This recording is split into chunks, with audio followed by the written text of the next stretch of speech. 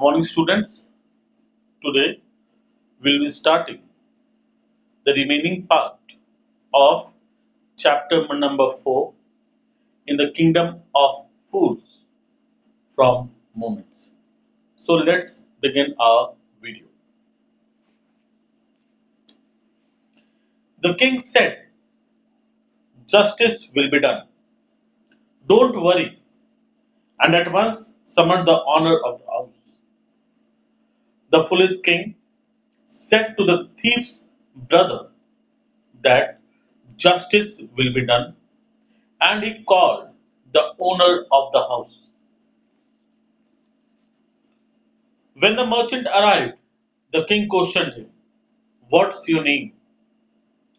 "Such and such, your highness." When the king called the merchant, the owner of the house, he called him and asked for his name. The merchant replied his name. "Were you at home when the dead man burgled your house?" "Yes, my lord. He broke in and the wall was weak. It fell on him." The merchant was questioned by the king that when the thief went in his house, was he present in his house?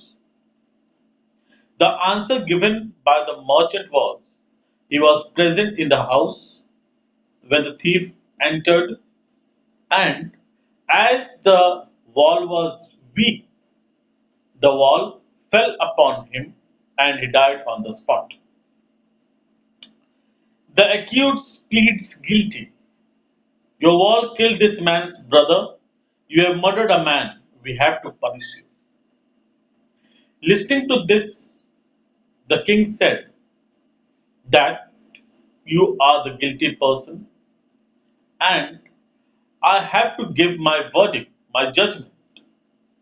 And the judgment says that you are guilty and for this you should be punished. "Lord," said the helpless merchant, "I didn't put up the wall. It's really the fault of the man who built the wall. He didn't build it right. You should punish him." The merchant said that I am not the responsible person who built this wall. The person who built this wall should be punished for making such a weak wall. "Who is that?" "My lord, this wall was built in my father's time. I know the man. He is old man now. He lives nearby." The king asked who has built the house. The merchant replied that this house was built during his father's time, and he know the person who has built this house. And till that day he was a weak person, but he was alive and he knows where the person resides. The king sent out messengers to bring in the bricklayer who had built the wall. They brought him, tied hand and foot. When the merchant gave the address to the king ordered his soldiers to bring the person tied in front of him. "You there, did you build this man's wall in his father's time?" "Yes, my lord, I did." The king asked the question from the person that did he build the house in his father's time? He's over here, the merchant.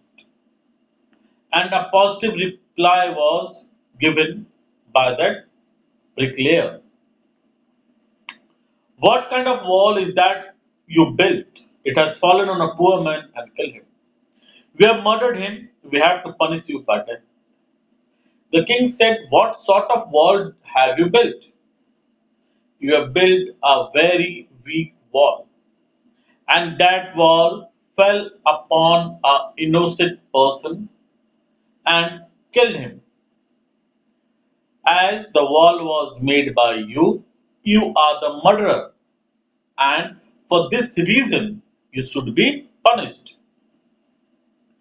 Before the king could order the execution, the poor bricklayer pleaded, please listen to me before you give your orders.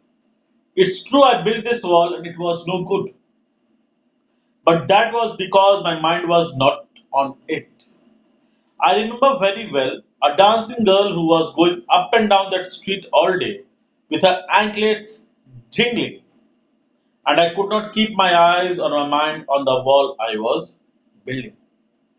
You must get that dancing girl. I know where she lives.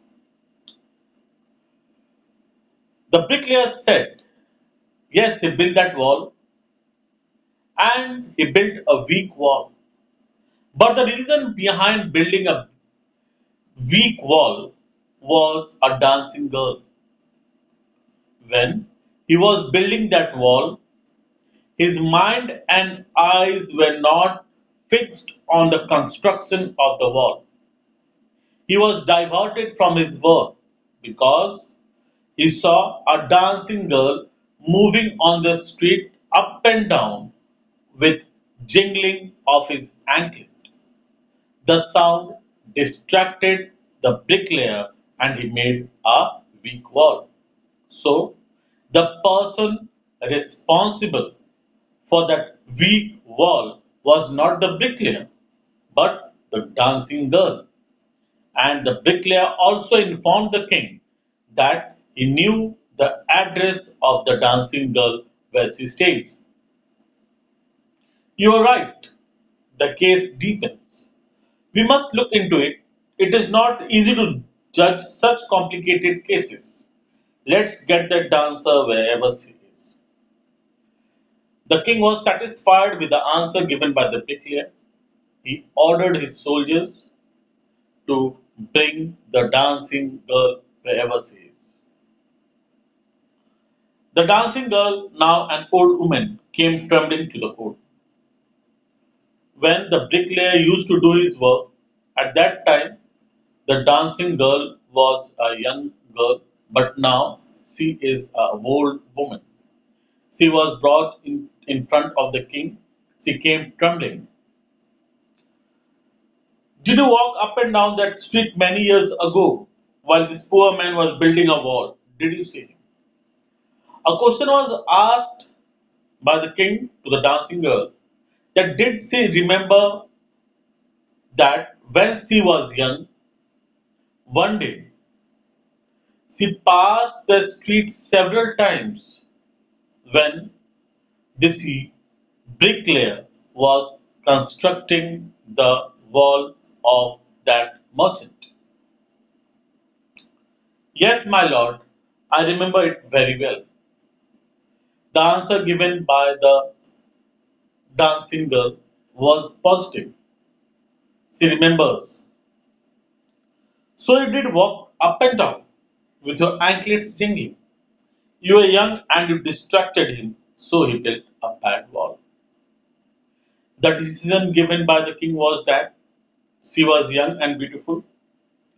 She was walking up and down the street with her anklets jingling, and that distracted the mind of the bricklayer, and he built a very weak wall, which in turn killed the thief.